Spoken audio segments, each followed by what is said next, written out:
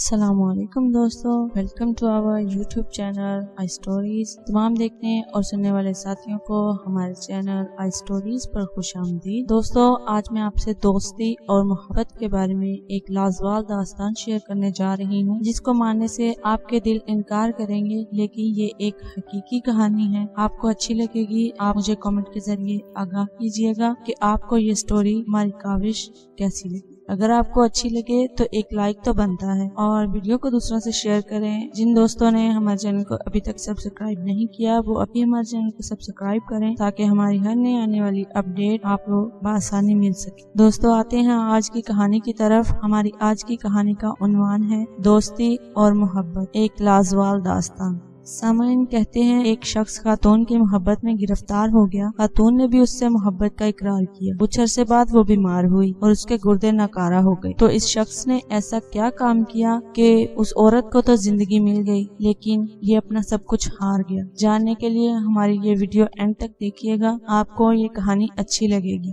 کہتے ہیں اس خاتون کا ایک گردہ مکمل طور پہ ڈیمیج ہو چکا تھا، تو اس شخص نے اپنی محبت کو بچانے کے لیے اس عورت کو اپنے ساتھ ہمیشہ کے لیے جینے کے لیے، اسے اپنے سامنے دیکھنے کے لیے اپنا گردہ اسے دے دیا۔ لیکن صحت یاب ہونے کے بعد اس بے رحم اور سنگدل عورت نے ایسا کیا کام کر دیا، سن کے آپ کے دل افسردہ ہو جائیں گے۔ ایک رپورٹ کے مطابق 49 سالہ سائمن لوئس نامی اس شخص کو میری ایمانوئل نامی خاتون سے محبت ہو گئی، جو گزشتہ 2 سال سے چلتی آ رہی تھی۔ اس دوران میری کے گردے خراب ہو گئے اور سائمن نے اس کی محبت میں اندھا ہو کر اسے اپنا گردہ عطا کر دیا۔ نیا گردہ لگنے سے جب میری بالکل صحت مند ہو گئی تو گزشتہ دنوں سائمن نے اسے شادی کی پیشکش کی، لیکن میری نے ایک بار بھی سوچے بغیر صاف انکار کر دیا کہ یہ ایک میرا مسیحا ہے اور مجھے اس کے ساتھ ایسا نہیں کرنا چاہیے۔ اس بیچارے کا دل اس بری طرح سے توڑا کہ وہ بہت ہی نادم ہوا اور ڈس ہارٹ ہو کر رہ گیا۔ اس صدمے کے بعد بھی سائمن کا کہنا ہے کہ